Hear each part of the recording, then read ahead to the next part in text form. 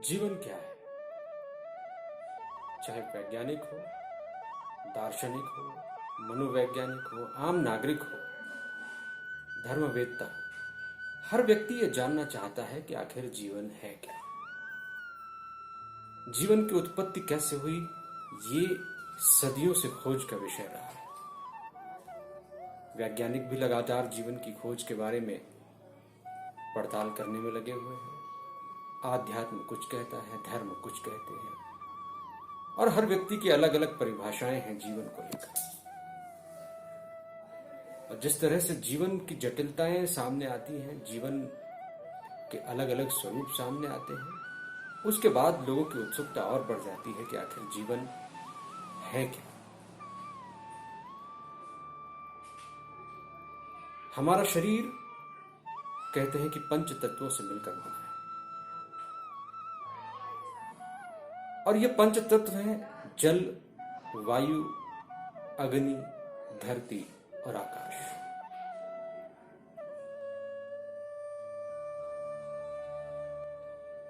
वैज्ञानिक कहते हैं कि जीवन सिर्फ रासायनिक प्रक्रियाओं का परिणाम है। कुछ रसायन आपस में मिले और जीवन की उत्पत्ति हो गई। छोटे छोटे जीव सेल से निर्मित होते हैं। कुछ जीव एक कोशीय होते हैं, कुछ जीव बहुकोशीय होते हैं। कोशिकाओं के मिलन से शरीर की उत्पत्ति तो हो सकती है, लेकिन इस पर हमेशा से बहस रही है कि सिर्फ रासायनिक पदार्थों के मिश्रण से जीवन की उत्पत्ति नहीं हो सकती। एक व्यक्ति में जान तभी फूंकी जा सकती है जब उसमें पांचवा तत्व यानी आकाशीय तत्व सम्मिलित हो। और जीवन सिर्फ रासायनिक प्रक्रियाओं का परिणाम नहीं है। जीवन में कहीं न कहीं एक आध्यात्मिक कण, एक स्पिरिट जरूर होती है, जिसकी वजह से कोई निर्जीव पदार्थ जीवित हो उठता है। तो जीवन की अवधारणा को लेकर वैज्ञानिक भी एक मत नहीं है। वैज्ञानिकों में भी एक वर्ग ऐसा है जिसने ये स्वीकार किया है कि कहीं न कहीं कोई पार्टिकल है जो जीवन की उत्पत्ति के लिए जरूरी है। सिर्फ अणुओं को मिलाकर, परमाणुओं को मिलाकर, डीएनए और आरएनए के सम्मिश्रण से जीवन की खोज नहीं की जा सकती। जीवन की उत्पत्ति में कहीं न कहीं ईश्वरीय कण का योगदान है, और उसे ही गॉड पार्टिकल कहा गया है। भारतीय दर्शन में इस तत्व को आत्मा कहा गया है, चेतना कहा गया है। और हमारा दर्शन ये मानता है कि जीवन सिर्फ हाड़ मांस के पुतले का नाम नहीं है। जीवन चेतना का नाम है। जीवन उस देवी अंश का नाम है जो उस शरीर में विद्यमान होती है। और जैसे ही वो ईश्वरीय अंश, वो चेतना, वो आत्मा विदा हो जाती है, उस शरीर को छोड़ देती है, वो शरीर निर्जीव हो जाता है। ये आत्मिक कण हर जीव में मौजूद है, और ये आत्मिक कण सीधे हमें ईश्वर से जोड़ता है। इसी का नाम अध्यात्म है। उस आत्मिक कण की खोज, उस चेतना का जागरण, उस चेतना तक पहुंचना, उस चेतना को जानना। चेतना क्या है? ये ईश्वरीय कण है। वेदांत और आध्यात्म कहते हैं कि चेतना अविनाशी है। आत्मा को न पैदा किया जा सकता है, न उसे नष्ट किया जा सकता है। यह ऊर्जा है, यह शक्ति है। वैज्ञानिक भी ऊर्जा को परिवर्तनशील तो मानते हैं, लेकिन कहते हैं कि ऊर्जा कभी भी नष्ट नहीं हो सकती। हम कहते हैं कि आत्मा ईश्वरीय ऊर्जा है। हम मानते हैं कि चेतना पूरी तरह पराभौतिक है। इसमें कोई भी पदार्थ नहीं है। चेतना पदार्थ से परे है। चेतना ईश्वर का अंश है। ये न परमाणुओं से मिलकर बनी है, न अणुओं से मिलकर बनी है, न इसमें डीएनए है, न इसमें आरएनए है।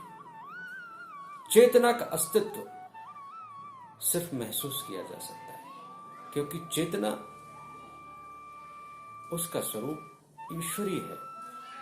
जिस तरह से ब्रह्मांड में व्याप्त ऊर्जा को देखा नहीं जा सकता, जिस तरह से बिजली को हम देख नहीं पाते, जिस तरह से मोबाइल तरंगों को हम देख नहीं पाते, रेडियो तरंगों को हम देख नहीं पाते, उसी तरह से चेतना को देखना नामुमकिन है।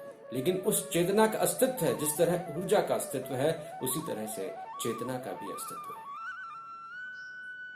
भगवत गीता में हम पाते हैं, ममे वांशो जीव लोके जीव भूत सनातन, यानी सभी जीव परम पुरुष भगवान के नित्य और चेतन अंश हैं। शुद्ध आध्यात्मिक अवस्था में जीव आध्यात्मिक है और उनके शरीर 3 आध्यात्मिक तत्वों से निर्मित हैं, जिसमें भगवान का आध्यात्मिक शरीर भी बना है। भगवान और जीव में अंतर यह है कि भगवान यानी ईश्वर, उसकी चेतना सर्वव्यापी है और जीव की चेतना सीमित है। हर जीव में मन और बुद्धि होती है। नोबेल पुरस्कार विजेता जॉर्ज वॉल्ट तो एक कोशीय जीव प्रोटोजुआ की बुद्धिमत्ता देखकर हैरान हो गए। उन्होंने कहा कि एक कोशीय जीव भी उतना ही बुद्धिमान है। उसके भोजन की खोज का तरीका ये बताता है कि उसके अंदर बुद्धि का कितना विशाल स्वरूप मौजूद है। तो चाहे जीव एक कोशीय हो या बहुकोशीय, हर जीव में चेतना जरूर होती है और वही चेतना उसे जीव का स्वरूप प्रदान करती है, वरना वो एक पदार्थ रह जाती, वो एक व्यक्ति नहीं वस्तु बन जाती।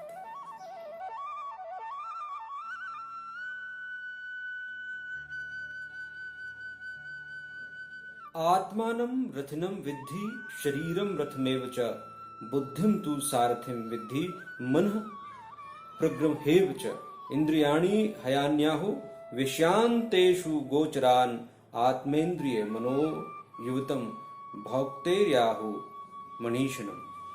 यानी भौतिक देह रूपी रथ में आत्मा यात्री है, बुद्धि सारथी है, मन लगाम और इंद्रियां घोड़े हैं। महान विचारकों ने समझा है कि आत्मा इस प्रकार मन और इंद्रियों के संग में आनंद और कष्ट को भोगती है। मन और शरीर रथ की तरह है। इस रथ में आत्मा सवार होकर यात्री की तरह चलती है। आत्मा यात्री है, बुद्धि चालक है, मन लगाम है और हमारी 5 इंद्रियां वो 5 घोड़े हैं जो रथ को खींचते हैं। आत्मा इस रथ में जब तक सवारी करती है तब तक ये रथ जीवित माना जाता है, वरना इस रथ का, इस शरीर का कोई उपयोग नहीं रह जाता यदि आत्मा उस शरीर को छोड़ दे। आत्मा जब इस दुनिया में आती है और जब वो यात्रा करती है तो उसका 3 गुणों से वास्ता पड़ता है, सत्व, रज और तम। सत्व को इन तीनों गुणों में सबसे ऊपर माना गया है। सत्व गुण के प्रभाव में आकर आत्मा बहुत अच्छा प्रदर्शन करती है, पॉजिटिव, जीवन आनंद से भरा हुआ होता है। उसके बाद रज और तम गुण आते हैं। एक व्यक्ति जब इस दुनिया में प्रवेश करता है तो उसके जीवन में अच्छी घटनाएं भी होती हैं, बुरी घटनाएं भी होती हैं। एक व्यक्ति ऐसा होता है जिसके पास सकारात्मक परिस्थितियां होती हैं, जो भी कुछ करता है उससे अच्छे नतीजे प्राप्त होते हैं। और एक व्यक्ति ऐसा होता है जो तमाम तरह के दुख, कष्ट और पीड़ा भोगता है। कठिन परिस्थितियां उसके सामने आती रहती हैं। आखिर ये है क्या? दरअसल जीवन पूर्व और वर्तमान के कर्मों का परिणाम है। आत्मा जब इस जीवन में आती है तो कुछ प्रारब्ध लेकर आती है, पूर्व जन्मों के संचित दुखों को, संचित मनस्थिति को लेकर आती है और कुछ संस्कार उसे इस जीवन में, इस दुनिया में मिलते हैं। जो हमारी कंडीशनिंग है, हमारी जो प्रोग्रामिंग है, वो हमारे पूर्व और अब तक की, बचपन से लेकर अब तक की परवरिश का, वातावरण का नतीजा है। हम भले ही अच्छा करें लेकिन नकारात्मक परिस्थितियां दरअसल हमारे मस्तिष्क में जमा संचित कर्म, संचित दुख या संचित भावनाओं का प्रतिफल ही है। हमारे अंदर जिस तरह के विचार जमे होंगे, वर्षों से बैठे होंगे, वो विचार एक प्रोग्राम के तौर पर हमारे जीवन में वही परिस्थितियां प्रस्तुत करते हैं जिनसे उनका वास्ता होता है। कठोर उपनिषद में कहा है, उत्तिष्ठत जागृत प्राप्य वरान् निबोधत, क्षुरस्य धारा निशिता दुरत्यया दुर्गः पतस्तत् कवयो वदन्ति। उठो जागो, कृपया इस वरदान को समझने का प्रयास करो जो तुम्हें इस मानव जीवन में मिला है। आध्यात्मिक साक्षात्कार का मार्ग बहुत कठिन है। यह तलवार की धार जैसा तीक्ष्ण है, यह चलने में कठिन और पार करने में जटिल है, ऐसा विद्वानों ने कहा। मैं कौन हूं? परम सत्य क्या है? जीवन की उत्पत्ति का स्रोत क्या है? अस्तित्व क्या है? शरीर की मृत्यु के बाद आत्मा का क्या होगा?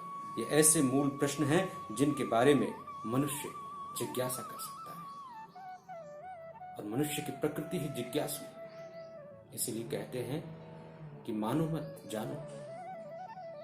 हम ईश्वर को मानते हैं लेकिन ईश्वर को जानने की कोशिश नहीं करते। जब हम छोटे थे तो हम हर चीज को गहराई से जानने की कोशिश करते थे, लेकिन जैसे जैसे हम आगे बढ़ते गए हमारे ऊपर मान्यताओं का जाल सा पड़ता चला गया, और ये मान्यताएं हमारे अंदर इस कदर जड़ कर गई कि हमारी जिज्ञासाएं खत्म हो गई।